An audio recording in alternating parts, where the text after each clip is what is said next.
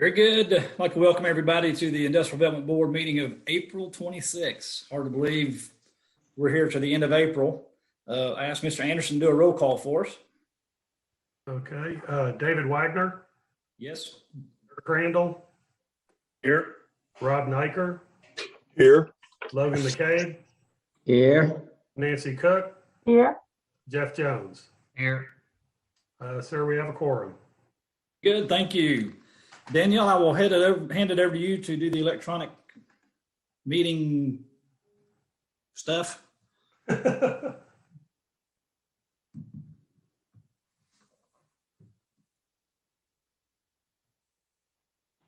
Sorry, I'm muted in two places, so I have to remember to unmute both places. As you all know by now, we are operating under the governor's emergency order, which is allowing governing bodies to meet electronically because of the COVID-19 pandemic. In order to continue with meeting electronically, the governing body has to make a finding that such meeting is necessary in order to protect the health, safety, and welfare of Tennesseans in light of the COVID-19 pandemic. At this point, it would be appropriate for the IDB members to discuss if they think that if that discussion is necessary. If no discussion is necessary, then I would proceed to a roll call vote as to whether meeting electronically is necessary to protect the health, safety, and welfare of Tennesseans at this time. Very good. Is there any discussion? If not, I'll let Tom do a roll call vote, please. David Wagner, Yes. Dirk Randall, Yes. Rob Niker, Yes. Logan McCabe, Yes. Nancy Cook, Yes. Jeff Jones. Yes. Okay, Yes. thank you. And Danielle, I'm this little sidebar. Have we have any direction from the governor's office about extending this into May? We have not heard that he's planning to extend that. And I think Okay. in the past, we've had some warning that he was planning to extend it. His current order expires on Wednesday, I believe. So I'm not confident that we're going to get the extension to do this in the future. Okay. All right. Very good. All right. I guess the next item on the agenda is approval of minutes. Or should have minutes from, I guess, February 22nd is the last Saturday. This 22nd, yep.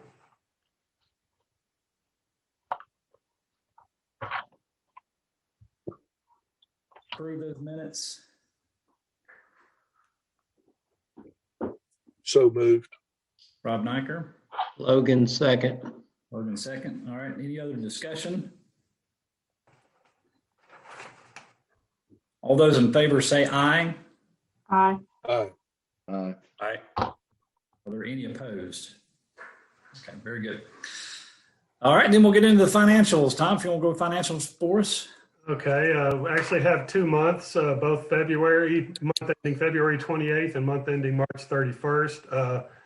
The February report beginning balance of $88,353.70 with an ending balance of $88,353.70. That's in the operating account. There were no disbursements or deposits. And the money market ended up with $102,001.07. There's $31.50 interest earned. That was February. Then beginning balance of March 1st was $88,353.70. We did have some disbursements. One was a filing fee. Malden and Jenkins, their audit fee was $9,430. And then the cost of the ad that we ran for the meetings for the year. So the total disbursements were $9,624.35, leaving an ending balance of $78,729.35. And the interest, the interest earned for the money market was $35.83, bringing $102,005.40 for the money market account. And that was it, sir. Any questions? Any questions for Tom? We'll entertain a motion. We accept financials. So moved. Nancy? Jeff Jones, second. Any other questions? All those in favor say aye. Aye.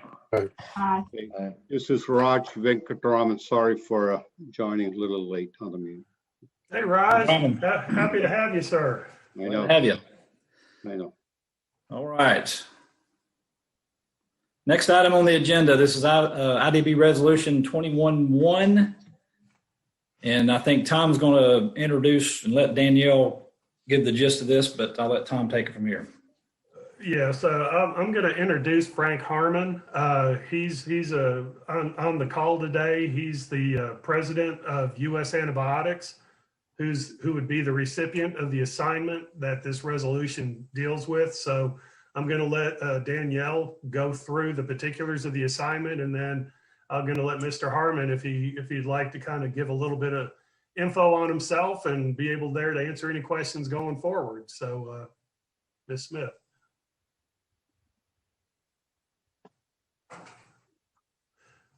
Okay, I've unmuted myself now. Just to give everybody some background on this, this really stems back to January of 2012 when the IDB entered into a 10-year pilot arrangement with Dr. Reddy's Laboratories of Tennessee. And that pilot was structured as basically we're incentivizing this pharmaceutical industry that was arriving here. The pilot covered just a warehouse facility. So it was in addition to the existing building, a 90,000 square foot warehouse facility, and Dr. Reddy was required to have 50 employees during each year in order to get the full pilot benefits. In any year that they didn't have the 50 employees, they were required to pay a proportionate share of the property taxes that would otherwise be due for that facility. So Dr. Reddy actually transferred the property to Neopharma Tennessee LLC in 2018. And the IDB entered into a new 10-year pilot arrangement at that point that was effective September 29th, 2018, and expires in September 28th of 2028. That pilot, again, only applied to the warehouse facility, and it required that Neopharma have 50 employees by the third anniversary of the pilot, or September 28th, 2021, in order to continue to get the full pilot benefit. So they would have to maintain 50 employees in each calendar year afterwards in order to continue to get the full pilot benefit. In any year when they didn't have 50 employees, they would pay a proportionate share. And the pilot arrangement lays out how much that tax would be. Basically, as an example, if they only had 42 employees during a calendar year and they were required to have 50, they would pay 16% because basically you would flip. They're missing 8 employees. They would have to pay 16% of the tax that would otherwise be due. If they only had 1 employee, they'd have to pay 98% of the tax that would otherwise be due. So that's how that arrangement was set up. During the first 3 years of that pilot, that first 36-month period that expires on September 28, 2021, Neopharma gets the full pilot benefit without having to have any employment target. They do not have to meet an employment target during that first 36 months. So that's the existing pilot arrangement. As you all know, Neopharma began having problems, at least in 2020. We were aware of them, and they issued a warn notice in August of 2020 and notified their employees that they were being laid off. So what is now happening is Neopharma entered bankruptcy in December. The pilot arrangement is still in place. We couldn't really cancel it during the bankruptcy process, and so we've been kind of in a holding pattern to see what was going to happen. As part of that bankruptcy process, the trustee ordered that this property in Tennessee be sold, and it was sold through a bankruptcy auction. US Antibiotics was the winning bidder at that auction. And I think Mr. Harmon can speak more to this, but there were, I believe, several bidders at this. So certainly Tom and I got questions from people that indicated there was some interest in this property as it went up for auction. So what Neopharma, or what US Antibiotics, which is Mr. Harmon's company, has asked for is a two-part ask, really. First of all, they have asked that the IDB consent to the assignment of the pilot arrangement from Neopharma to US Antibiotics LLC. So that, I think, is a relatively easy ask because there is language in the pilot arrangement that says that while the IDB has to consent, that consent shouldn't be unreasonably withheld. And so as long as the new company coming in is expected to meet the job's expectation and the language is that which consent shall not be unreasonably withheld, providing the successor is expected to meet the job's expectation and pay at least comparable wages to the company. So as long as USA Antibiotics is coming in and agreeing to meet the job's expectation and pay comparable wages, it would be really unreasonable for the IDB not to agree to the assignment of the existing pilot arrangement. USA Antibiotics is asking for one other thing, though, which is that you make an amendment to the pilot arrangement, specifically to the tax agreement document, which has the language about the job's expectation and how long they have to get to the 50 employee target. They're asking you to extend that until September 29th of 2022. This would give them time to ramp up, and I think Mr. Harmon will be able to speak more about the business reasons for the ask. From a legal standpoint, this is really your call. While it's different from the assignment, I mean, the assignment itself is probably a no-brainer, but you are amending the agreement, and that's something the IDB has to consent to. Just so that you all understand, Neopharma is paying property taxes right now. They're paying real and personal property taxes to the city and the county. And those property taxes are paid up at this point. They're up to date. Their annual base property tax through 2020 or in 2020, it was about $263,000 in real property taxes, and their annual personal property was around $45,000, if I'm doing the math right. They are getting an abatement that's worth about $245,000 to the city in city and county taxes. But that's what they're currently getting, and that would not really change going forward unless after next calendar year, they don't have 50 employees. So another thing to point out is that what they're asking for is not going to extend the expiration date of the current pilot arrangement. It will still end in 2028 on that 10-year anniversary of the September 28, 2018 agreement. So having gone through that, are there any questions from the IDB?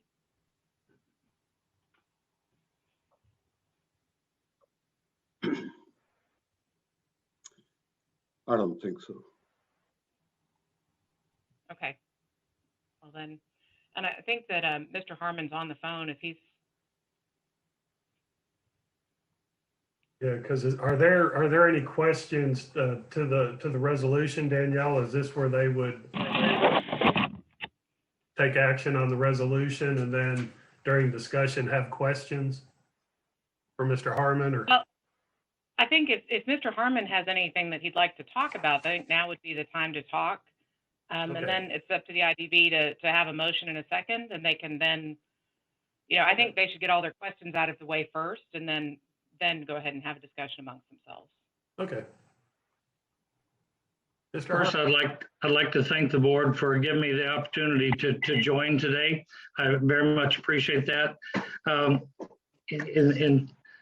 In regards to the duration and how long it will take for us to ramp up and get back on online, that's an unknown that we're trying to ascertain and determine right now. There are really two main unknowns. As everyone is aware, this facility has been down since August of last year. We have not turned the equipment back on. So the first question that we're evaluating right now is what kind of issues, complications, or problems we will have with our pharmaceutical utilities, air handling equipment, water processing equipment, and so forth when we turn them back on and get operational again. We have resumed bringing some of our employees back. This past week, I think we brought 25 or 27 back into the organization. All of those were previous employees. And to the point earlier of comparable wages and such, the team that we brought back thus far were brought back at either their prior wage rate or higher, one of the two. No one took a reduction on one hand, but back to the timing, we're bringing our employees back in phases based upon when we expect to ramp up the manufacturing process. The initial focus right now is on the production equipment and all the utility equipment to determine, can we run and resume manufacturing successfully, or are we going to have to replace either air handling equipment or mixing equipment or whatever. And in the very preliminary assessment we've done thus far, we do know there are at least 2 areas within this plant that will require some modification. So we're, again, until we got the team here to do that assessment, we really couldn't get our arms around it. And that's what we're doing this week and over the next couple of weeks. But the other unknown for us that we have to address is what, if any, type of regulatory constraints the FDA may apply to us for turning back on a manufacturing facility that's been down for 6 or 8 months and resuming manufacturing. We are putting together a very robust, in our belief, robust protocol for equipment qualification, certification, recalibration, and likewise environmental monitoring, both viable and non-viable environmental monitoring to show that the facility is in a state of control. After we have completed that analysis and written and generated the report, we will then ask for an audience with FDA, hopefully present and get concurrence in our approach. But that's the unknown. If they were to push back and say, no, we think you need more dynamic testing, more static testing, something that we haven't thought of, that could add to our downtime before we turn on. So those are the 2 primary reasons why I can't give a concrete, we plan to resume manufacturing on such and such a date. We obviously want to as quickly as we can, because there's obvious an expense to operating the facility. We're ramping up with people, that drives our cost as well. But we don't have any revenue until we start manufacturing again. So those are the 2 primary issues that we're focused on right now, and is also what's driving our timeline for recalling additional employees. I would like to bring in employees quickly as possible, but until I know the equipment is functioning properly, all the air handling, environmental monitoring equipment is working properly, I really can't define that timeline as yet. So that's a general overview of where we are. Very good. Tom, I don't know if it'd be appropriate, but I think kind of the backstory of this is how important and this facility actually is. And, given COVID and everything that went on, and kind of why we really are excited about getting somebody back in to the facility.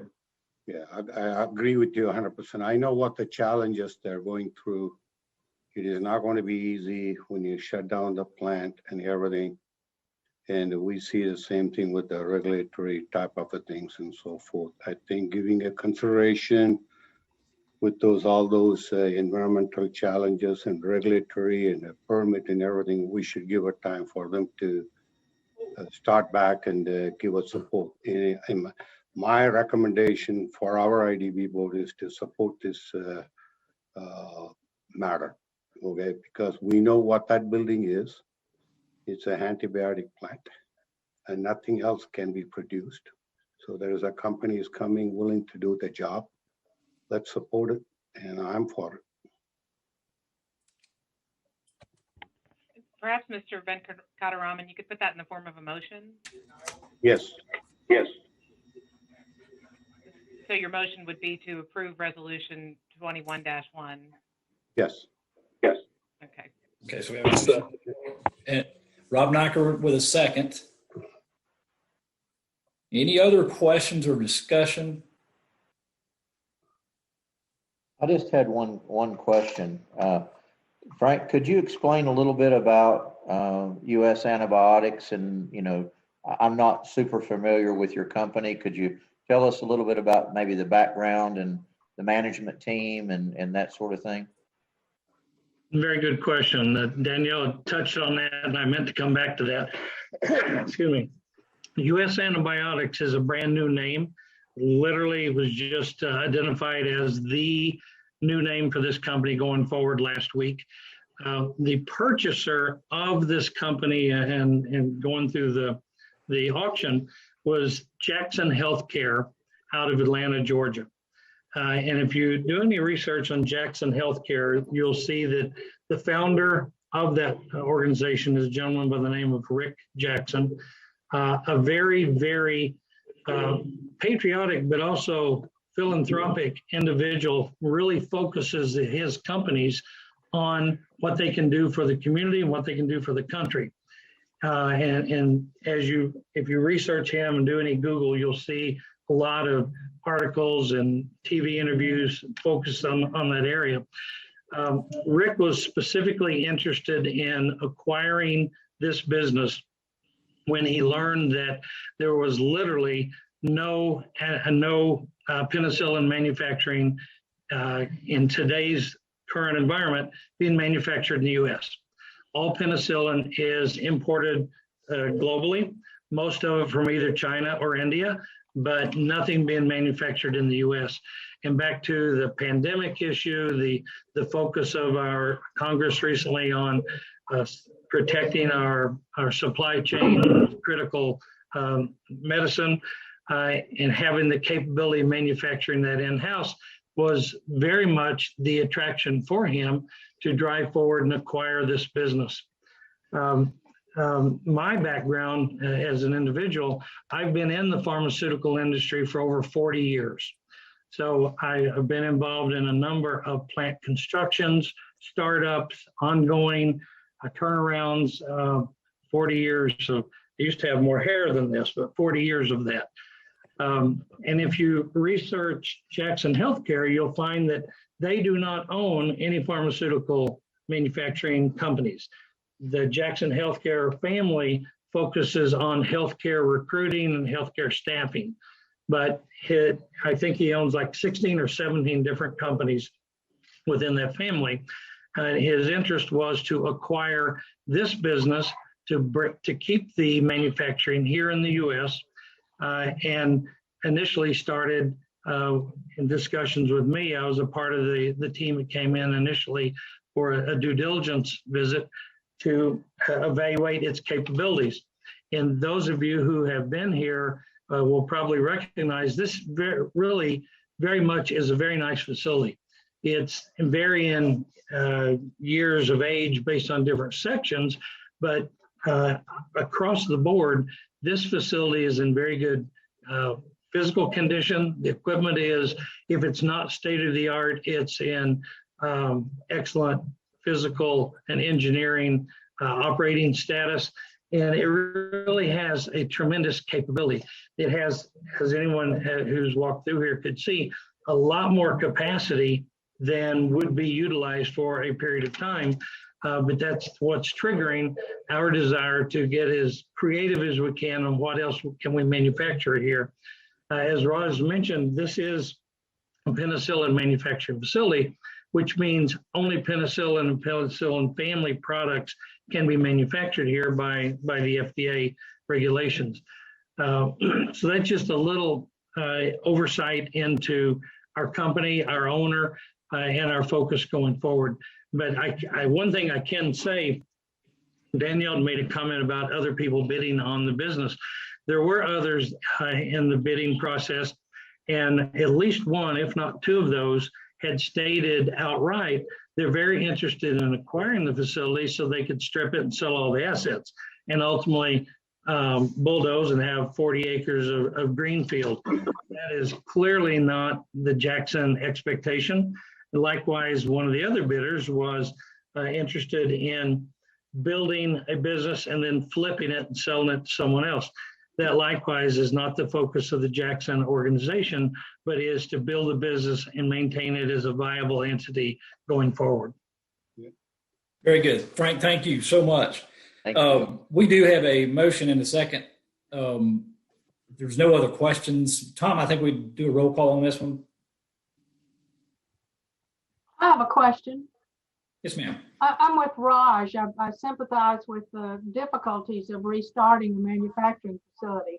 When it was shut down, do you believe that it was shut down in an orderly manner with a view to a restart? That's an excellent question, Nancy, and that's something that I'd like to elaborate on. When it was shut down, it was rather abrupt. The employees had minimal advance notice, and literally in many areas, they literally just got up and walked out of the building. And what has been a stunning discovery for me, we have had probably 20 to 25 employees over the last several months that have, and actually this primarily started last September, came into the facility at no pay, no expectation of ever getting paid, to bring the plant down to a successful closure. They were involved in cleaning the production lines, emptying out mixing tanks, closing documentation and batch records, and literally as if they owned the facility, followed all the steps necessary to close it properly to a manner that I would be very comfortable presenting to the FDA. At the end of August, that wasn't the case. But the employees on their own and internal discussions elected to come in, again, with no pay and no expectation of pay, to bring the plant to a close. That was a tremendous insight into the culture and the attitude of the team. And that's very much why we're recalling as many of them as we can. Thank you. Thank you. Hey, this is Raj. I don't know about this company before. I just Googled this morning, read about this company. I saw a lot of good things. It's a company, I saw the parent company is a $1.5 billion company, 3,500 associates all across the US. Like you said, they have a many number of manufacturing plant and everything. If they are investing in US, is a good fit. And Frank, you bought one of the best property. I'm going to tell you, not that I'm adjacent to the property. I'm going to tell you, if you had been started a plant with it kind of a environment, you should have taken 7 to 10 years to get the FDA approval. You got a very good property with it, the FDA approved facility. I think is icing on the cake for your company. I hope and best wishes for your company. Thank you very much, Raj. And I agree with that assessment 100%. Very good. Tom, you care to roll call us? Okay. David Wagner, Yes. Dirk Crandall, Yes. Rob Nyker, Yes. Logan McCabe, Yes. Nancy Cook, Yes. Raj Venkataraman, Yes. Jeff Jones. Yes. Thank you. Very good. All right. Next item agenda. I think, Tom, you're going to handle this one. Well, actually, Danielle, do we have the tax assignment or Yes. the resolution? You mean, it was, The amendment. it's attached The to the amendment. resolution, but there's you mean a signature ready version or? Well, no, is there any other action they need to take or that? No, sorry, the resolution covers the assignment and the amendment to the tax agreement. Sorry, I I wasn't. thought so, wanted to be sure, so thank you. But all right, yes, I'm going to handle the next one. Several of y'all recall back in 2018, we did a downtown redevelopment study and a strategy going forward. And part of that strategy took, we had to do a market analysis. And with that market analysis, it gave us an idea, it took a current inventory of what the current conditions were, but it also allowed us to know what was there room for growth, what areas, what businesses, whether it was offices, more lofts, restaurants, whatever, could actually work better, work in the downtown environs. So just as an example, say we had 100,000 square feet of office space, but we could actually use 500,000 square feet of office space. That would tell building owners and builders what could be built that the market could support.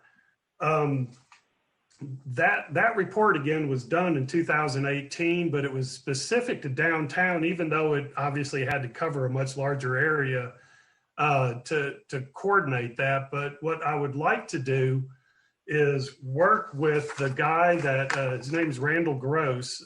He has a company called Randall Gross Development Economics. He does an extremely good deep dive to do the analysis for market studies and a strategy going forward. And what I'd like to do is go ahead and re-engage him to update those numbers from 2018, because we've had some huge factors come in, one of them being COVID. The other, the announcement of a casino we've had some dynamics that are going to possibly take place over the next few years that are going to impact us. And what he would like to do is do another study to work, with the entire city, not just downtown. He would go ahead and refresh the numbers from 18, but he'd do a deeper dive and do some more data mining to find out what businesses, retail, commercial, residential, could we look to that could fulfill our market. Obviously, the housing is huge, but this would give us some quantified data where we could go and try to recruit some businesses that don't exist in either Tennessee, the Tri-Cities, especially Bristol, try to bring in some investment. But this will allow us to better target. This is something that we would like to do a 3-party agreement. The city would be a third party. The industrial board would be a third party. And then there's also a third partner that we have not gotten a commitment out of, but we feel very strongly they'll come to the table. The estimate, this should not exceed $30,000 total. So, so we're looking at, just under 30 grand to have this thing done. He could get started on it almost immediately. We would probably have it by early summer where he can come and present, but this would be a tool to allow developers downtown, building owners downtown, how do they repurpose? What do they need to build for? What can exist in our new economy and new market? And this is something that obviously would bode well for us because, again, part of my charge is, and Matt Garland's charge is to bring in outside investment, and this will allow us to be a little more target specific. Finding things that can exist here that don't exist here right now, to kind of help bolster the baseline here for our community assets. I sent you his qualifications. He's done a lot of work. He's done a lot of work up here. He's very familiar with our area. So anyway, I guess what I would ask would be a not to exceed $9,999 investment, which would be the same for the other 2 partners, the city and then this other third partner that we're hoping to get to commit. Any questions? Tom, I would assume that they would be taking a look at other studies that we have. Yeah, he already has copies. He's gotten copies of every study that we've done, which is a lot. So yes, he's very, very familiar with the studies that have been done. He'll build on those studies, but he'll actually take a deeper dive because he's got some data mining capabilities that we don't have, and that's part of what we're paying for. This is just on a Tennessee side? Well, it's going to cover both sides because you can't just, the state line's arbitrary when it comes to developing a market like this. He'll be reporting on, obviously it'll be for us. I mean, we're paying for it. So it'll be reporting on what could logistically make sense for Bristol, Tennessee, given our rules, regulations, laws. Plus it'll help us target some other industry that could do well living in a neighboring casino city. Just to remind everybody, some of the studies that we have done have concerned a sports facility, mostly pertaining to baseball, but it'd be something that could be used really region wide, as well as a convention center that really pointed us in the direction of a music type facility, a large event facility for that. Tom, what other ones that could we remind the IDB about? Yeah, the baseball stadium study, I mean, that one was pretty good because it explained how a facility like that could exist here. Obviously with baseball, having its issue being in flux now that's kind of stabilized. But the biggest thing was showing that we do have space for an event center that could be multi-use, going forward. It's just very valuable to have that as a feature of our community. Obviously, the racetrack is very involved and wants to be very involved in any kind of event facility going forward. They paid for part of that study. So, there's a lot of pieces that are in place. This would actually help us bring them together with a more concerted strategy where we could go to all those partners that actually participated in these studies, and kind of bring it back home. Obviously, a sports complex and what could survive here. I know at one time there was D-League basketball, NBA D-League basketball, which I think has floundered through COVID, but there's some interest for this area just because of not just because of our economics, but just because of our culture and what we do going forward, and the fact that, our travel patterns, what we do for entertainment, all the outdoor amenities, and again, there's some dynamics that weren't in existence back in 2018 when they were looking at all this stuff. And prior to that, the baseball study and the event center study. So it'll kind of round all that up into one big ball that we can go forward with a better strategy. Another study that was just recently finished was our comprehensive plan for land use and things of that nature throughout the entire city, as well as a study that a visioning process that the Bristol Chamber went through. A few of us were involved in that will have a lot of valuable information as well to supply them. Yeah, and a lot of that data, that some of that comes out of, it's qualified data, and this would actually be quantified. So, there's defensible numbers in it, which is what we need to try to recruit some other businesses to show that, this makes financial sense, even if it may not have been on the radar. Tom, I'm not opposed to a study, but goodness knows we've had plenty of them. Well, this is a strategy too. This isn't going to be just a study. This is going to be a path forward. Yeah, I understand. But I also think we have a certain sense of urgency in our city to be prepared for the casino and the other significant events that we know are coming. Mm-hmm. And I would like to see a significant timeline established to where we don't leave it too loose on the other end to get this all kind of brought together into a package. And I would like to have, we've got some broad stroke objectives here, 4 or 5 of them. I wish we could have some, like you just rattled off there. There was several great ideas that you just mentioned. I wish we could have specific answers to specific, ideas, concepts, thoughts, and things that been brought up by all of these other studies, to where we could truly see this thing bringing us to a culmination where we can move forward. Yeah, that's the plan. I mean, there will be a plan going forward, taking a lot of the research that's been done. Some parts of the market have shifted, some parts have not, some parts have exploded, and we need to deal with that. So it'll be a realistic snapshot going forward. I think it'll just help us, and then everybody will find out what their role is going to be, whether it's IDB, whether it's the city planning commission, whatever. It's going to be a good roadmap going forward, and it's going to be up to us to follow that map. I just really would like to see some sort of accountability to all of this, rather than just all of this information, but there never seems to be any accountability on the other end to make these things happen and come together. That's going to be part of the charge of the Economic Development Department and what the city does, and whoever we have to collaborate with.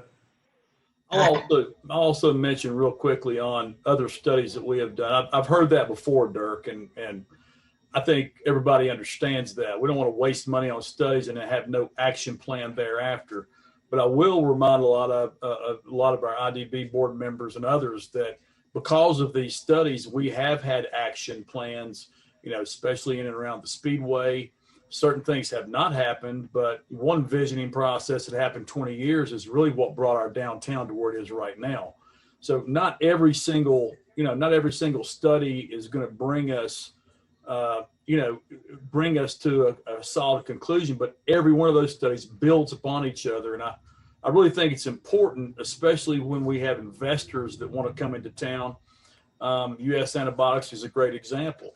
In order to show return on investment for an investment firm for an investment group to come in, I think it's critical to have all this information.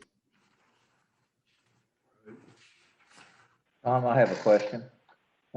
Will this study get into any type of infrastructure like roads or anything with the casino coming in and this growth? You know, obviously we're going to have to look at that as well, and that does have an economic impact. Will that be part of this, or will that be part of something else?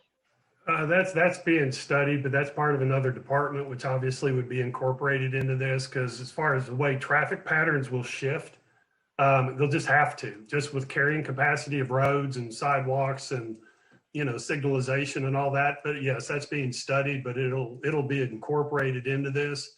I'll make sure that Randy stays on top of that as information comes available. Then he can actually put that in as an addendum or in his appendices or something with his studies, just to keep it all together. But yeah, all that has to be looked at. It's all the environs. Yeah. To me, that's really critical. Another part of the casino project initiative is making sure that these folks are considering what facilities they're going to bring to the party. Because all the studies in the past, I mean, some that have touched on that, but they're going to touch some of the things that have been studied in the past and actually move forward.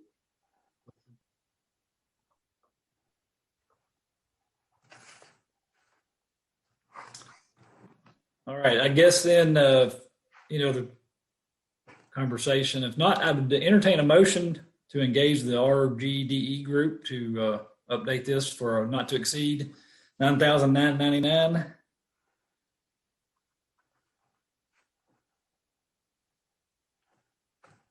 Get a motion?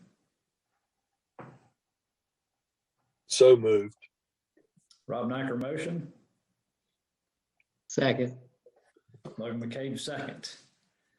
Are there any other questions or comments, conversation? Well, I have a comment, because before we actually engage them, we need all three partners for one, and then the contract will come back to IDB to approve, there'll be three parties to the contract.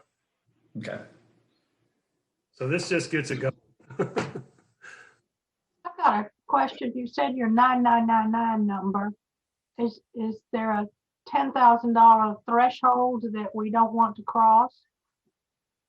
Well, it just given what we consider what the estimate's going to be, we think that that's a good number just to go forward without, you know, just keep it under 10,000.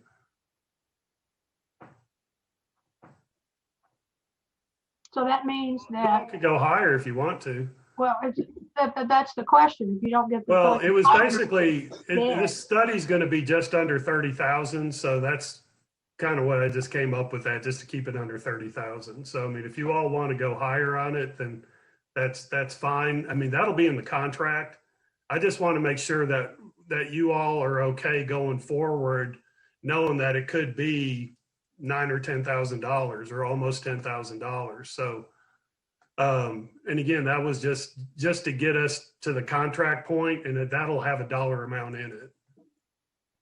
I'll ask a question also, Tom, Danielle. Dirk, I think, had a really good point about time sensitivity. If this comes back to our IDB in 30 days, we've lost a month. Is there any way of making this, in other words, if the other two partners agree, can we not move forward with this? Because, you know, we have a council meeting next Tuesday that could be approved by the city. And I believe about a week after that is the other third party that would be meeting as well. So this could move along pretty fast if we could move it without a second meeting, if that makes sense.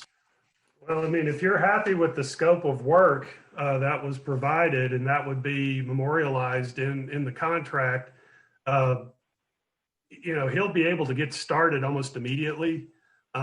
You know, there's a very good chance that he'll complete the study before the end of the fiscal year. So, you know, Danielle, I'll yield to you on this one. Tom, who is the third party? Who is the third party? Well, they at this point don't want to be disclosed. Somebody we partnered with before. Well, I mean, The board should know who the third party is before Well, we I mean, vote until on the it. contract's ready, I don't want to speak. I've not been given liberty to speak about it. It's just, it's still in the inquiry stage, and I just wanted to, I mean, if we can't get this done till May 24th, then that's fine. And at that point, all partners will be known. But I'm just not at liberty to say, and I promised I would not until there's been an opportunity to solidify their support. So And I would say that based on that, it's probably premature to try to actually authorize the contract today. If Yeah. you want to know who the third party is, and if you've got questions like that, then I think it's better to bring this back in a month with an actual document that you can review and approve. right, You'll and know. I can go forward. And I can go forward with a consultant saying that there's, if you all want to, that there's a positive consensus to go ahead and get into a contractual agreement. And then all parts of this will be apparent. Basically, you're authorizing us to go and draft a contract and bring it back to you. Yeah, that's true. So do we need to amend the amendment or amend the motion? Amend it or just table it? What? Well, you want to defer till the 24th, not, because you have to make a motion to, Danielle, I'll let you do the parliament. Well, we don't have a resolution or anything drafted for you all to consider right now, and typically we would have a resolution. So really what we're doing is getting a sense from you of whether you are interested in pursuing this. And if you are, then Tom and I can go and finalize the terms and come back to you with a document that you can approve then at that point. And so this can be a motion, just if you want to amend the motion so that it's, but I think you're, and I apologize because I did not write down the exact words of the motion that was made, but if the motion is something like authorizing IDB staff to begin the process of getting a contract in place, then that's sufficient. But you really just need a sense of the board. We do, because Yeah. the one thing we don't like to do is go out and spend a lot of time and effort and enter into three-way negotiations unless we know the board is interested in participating. Yeah. Well, I think the sense of the board could be that we we agree with the proposal of staff. And if there's nobody who disagrees with that, then probably that's enough for us to move forward with. That sounds good. Okay. And then we could have Randy Gross. I don't think he would need to travel, but we can have him be on a conference call for questions at the 24th meeting. Okay. And by that time, we'll have the other partners, input by then too. Okay. Okay. Thank you. Very good. We'll go to local partner updates. I see Lynn Tolley is on the line. Lynn, anything from the state? Sure. Can you all hear me well? Yes. Great. Thank you. Our updates, we're not seeing as much activity from the state in RFIs, but we are seeing more homegrown projects, which that's always great. We love to see that. And so we are working those pretty hard. We have, again, from the state, we do have this focus on electric vehicles. And I'm hoping that everyone saw the $2.3 billion announcement from LG and GM. I know that's in a different part of the state, but it's a huge announcement for the state. And it's all of its work towards promoting electric vehicles.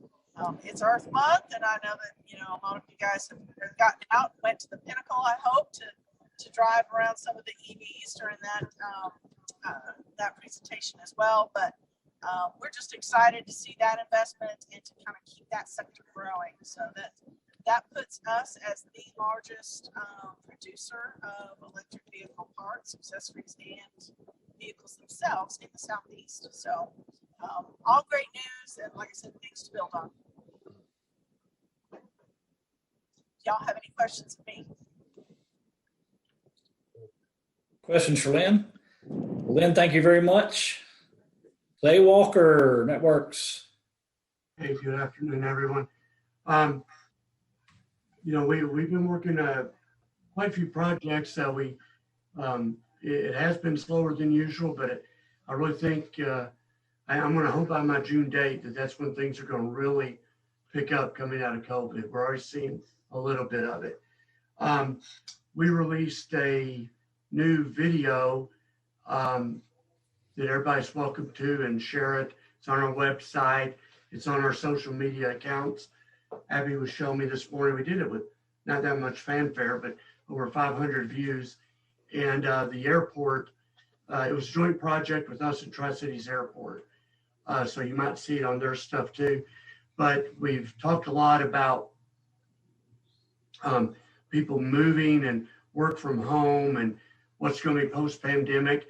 And it's kind of appealing to our attributes as a place where people who can really live wherever they want because they're working on a computer out of their home can move here. And I guess I've got a little bit of a testimonial to that with my son recently moved from Colorado to here and stayed with me for a while. And it's like, okay, Ty, you're going to stay or you're going to go back to Colorado because you really got to get a place. So anyway, he just found a place. So things are going well there.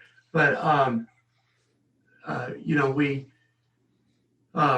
continue to work with TP with a lot of Zoom meetings with consultants. I've been on a handful of them, and we're really looking forward to where we don't have to do that anymore and we can get on a plane. Michael is actually on his way to Orlando right now with Mark Canty as we partner with the airport and Aerospace Park to exhibit at MRO Americas. So they're down there now. So we're getting out there as we can. And again, things are going well. So any questions I'll be happy to take per usual, but that's what I have. Very good. Any questions for Clay? All right. Thank you, Clay. April, you still on the line? Yes, I am. Very good. Again, just welcome, Frank, to the community. We're so excited to have you here, and it's exciting to drive by that facility and see the vehicles in the parking lot, and really looking forward to seeing even more folks in the parking lot. As Lynn mentioned, the Earth Day, we, BTES, partnered with TDAC, TVA, Bright Ridge was there, as well as several others for the electric drive event. It was raining. We did have some folks there, but not as many as we had hoped, but we did have our Leaf there, as well as one of our electric line trucks, and just continue to work with the community team on several projects. Thanks so much for the opportunity. Thank you, April. Any questions for April? No? Deidre Penley. Glad to have you on the call. Good to be here. I'm going to try to share my screen. If it doesn't work, I will just talk through the things here. But let me just see real quick if it will work. Are you seeing that screen? Yes. Okay. So we there we go. We have added those 5 programs of study: cybersecurity, hospitality and tourism, sport and human performance, teaching and profession, and welding. And we're continuing to do that. They are going very well. We are able to add some new industry certifications. The term they're using is credentials that are sponsored, that are on the state list. So because we added hospitality and tourism, there's a new Southwest Airlines professional communications that we students have just gotten certified in last week. In our business program, there's an Express Employment Professionals industry certification, and we had I think 7 students passed that and got certified. We just purchased a Dremel 3D printer, and there's actually an industry certification with it. And our welding students will be going to TCAT to test for the AWS welding test. So in addition, we've got the manufacturing version of OSHA 10 that we've added in. And then for next year, we will be adding CNA. So we're real excited about that. And Valid is going to help us with getting students certified there. Not sure if you saw the kind of the media on this, but we have the first construction pre-apprenticeship program in Tennessee. And we had our student, Luke Worley, signed with J.A. Street. And J.A. Street developed a 4-year long-term employment apprenticeship with Northeast State, RCAM, the Regional Center for Advanced Manufacturing. It's actually located in Kingsport. The great thing about this pre-apprenticeship is it really highlights the things we're already doing at Tennessee High. So, you know, I think it was 2019, the governor appointed the state apprenticeship directors across the state, and Tyra Kopus worked with us to get this going. And so to outline ours, basically we already do the NCCER industry certification and with the core curriculum, and also the OSHA 10 safety. That is actually part of J.A. Street's apprenticeship, which is, I think it's 8,000 hours, and that gives Luke, who signed with them, a step ahead, because those hours are already taken care of at Tennessee High.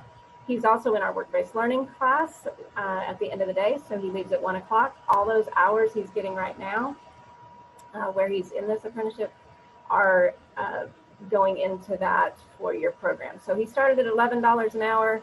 He will go up in pay every 6 months, and he will be making $18 an hour at the end of that 4 years. So we're real excited about this type of a program, and we are looking to create one in manufacturing because we already do the PMI industry certification and the OSHA 10 certification, and we'll have AWS students certified in AWS and welding. So this is kind of our curriculum for machining. This is our curriculum for welding. Real excited about that. We're also going to have some dual enrollment in manufacturing taught by our instructor, because he got approved to do that. Something else that's new is we're offering summer internships to students. It's part of our work-based learning. So these are the ones that are going to be offered by Bristol, Tennessee City Schools in our different departments. But we also are looking for partners that might take a student. You could pay them or not. It's kind of up to the business. But we already have Friendship and EM Collision. BTES has talked about wanting a student. I'm not sure if we're going to do that for the summer or just in the fall. So that's something that's going. I really wanted to share my screen because of these pictures. This is the before in our automotive department. This is the after. We were able to, through a donation, do a whole lot of things in our automotive department, and I'm real excited about that. All of those things culminate to be able to offer Northeast State's paint and body and non-structural repair next year. So very excited about that. These are some of the new things that we have, and so that's a big improvement. They're building our school store right now. So that is actually being built in our old main office. All of these programs of study will be selling items in there, and we'll try to have an online website to be able to sell things as well, so the students can actually create things that people can buy, and we can kind of sustain some of our departments that way, partially, a little bit. And the cool thing is our transition to work students, our special ed students, and our work-based learning students will be working in there. So our business department has created the business plan. Hospitality and tourism is going to create the employee handbook. So real happy about all our partnerships. I'm working on grants right now, like crazy. And you mentioned the data. I would be very interested in, and it would be helpful for me as CTE director. We're doing our comprehensive local needs assessment, and that will be in the fall, but I have to use local workforce data. I typically use the TSBA data dashboard, but anything else that's real and accurate data, we use that to plan our programming. So adding those 5 programs of study was because in Bristol, those came up on the TSBA data dashboard as some of the top programs that we needed, and we didn't have them. So that is something that we want to do, and the Perkins designates high wage, high need, and or high growth areas. So the hospitality and tourism was because we knew the casino was coming. So all of those things are very relevant to us. We just got certified Tennessee pathway in our business management program. And this is my last thing, but I did win an award last week. So I got the Pioneer Award for the state, and I appreciate you letting me be part of this group so that I can be aware of everything that's going on.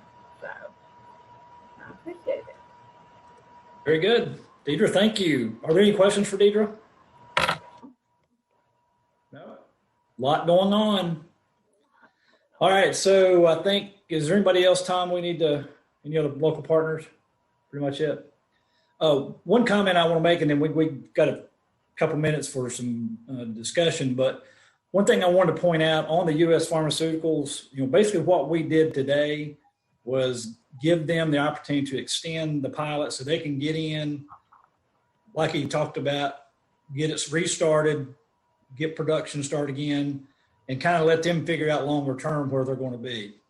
So it's really important for us to take that action today, just basically get them back in the doors and get them back running. So.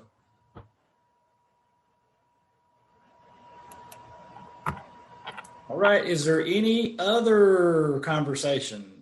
Any questions, comments from the directors? If it's okay, I was just going to give a city council update real quick. City council is going through budget time. The last 2 years, the city has not funded, I believe I'm correct in that. Is that right, Tom? Not funded in the last 2 years, the Industrial Development Board. Correct. And kind of the process is they kind of look at the cash we have on hand. And I think we're at $100,000 money market and maybe another 80,000 in the bank, I believe. Ballpark. Just under 80, yeah. And we're talking about spending $10,000 on the study that is coming up. Is there any other allocations, Tom, that you're looking for in the future that? Just what's in the budget. Nothing else from this budget year other than just kind of ancillary things. But yeah, if the city council chooses to approve the budget as presented, it will allow the IDB to do a better program of work, a little more robust. Well, I just think it's important for this group to really think outside the box about how we can make a difference within the community, whether it be, I'm talking off the top of my head, and I don't know if it's even legal, but potential grants for businesses, helping our school system in certain ways.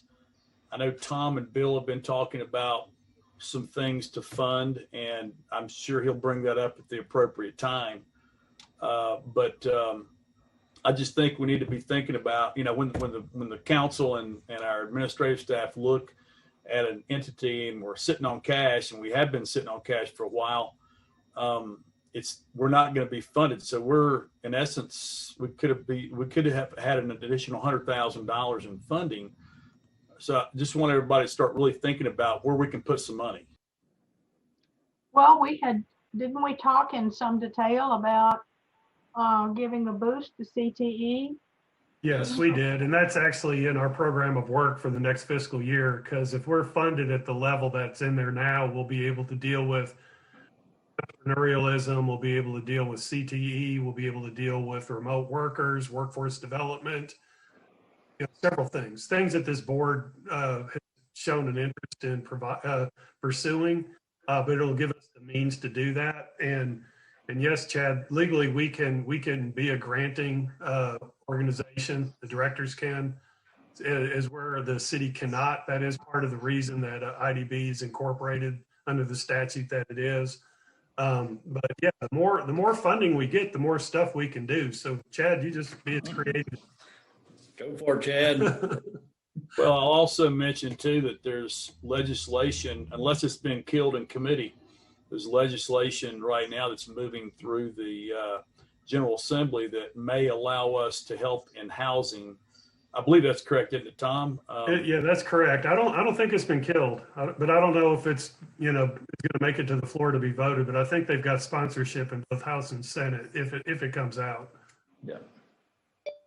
There are a lot of businesses in need, and I think right now our restaurants, of course, but also our hoteliers they've been extremely affected by COVID. So just keep those things in mind. And new startup businesses are always in need of money.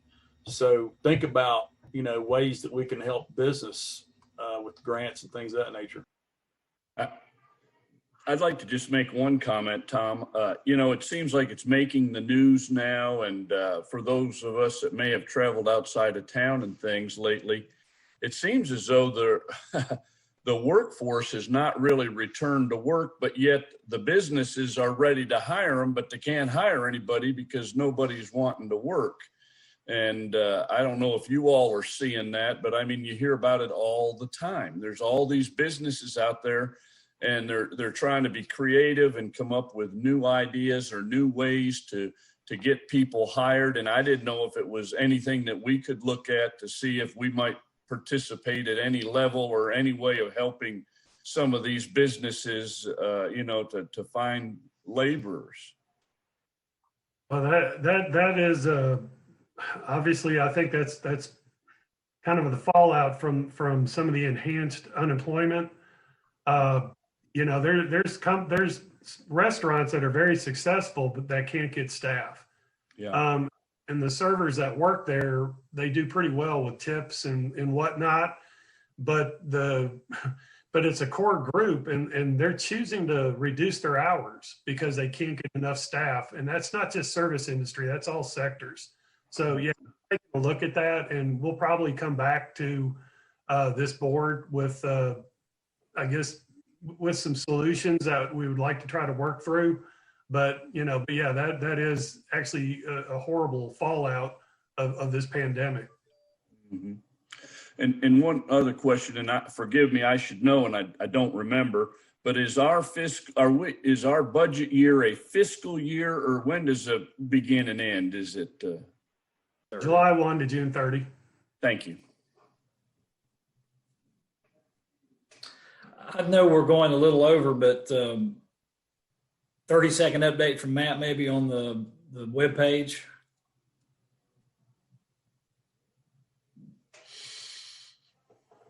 Sorry, I was on mute. 30-second update. The dogwoodhub.com is up and running, working right now with about 45 employers on getting jobs uploaded into the system, working with the city communications department on a marketing plan and marketing ideas to get it out so we can start talking with potential employees. And we are also working with the American Job Centers, partnering with them on getting involved in the virtual hiring events and applying that dogwoodhub.com brand to those virtual hiring events so that people can look for jobs in Bristol. So things are moving forward, but everything's hot and live on dogwoodhub.com. So I encourage you to continue to take a look at it And if you've got jobs or know people that need to post jobs, please encourage them to create an account. Very good. Thank you. Tom, anything else? No, sir, Mr. Chairman, nothing else. Any directors have any more business? I think we'll be meeting in person on the 24th. Let's just plan on that. Hopefully we will. I can't imagine why we would not. Had my shots. Y'all have missed your Chick-fil-A. I know you have. Yes, I have. All right, very good. Well, hearing no more business, we'll be adjourned. Thank you guys very much.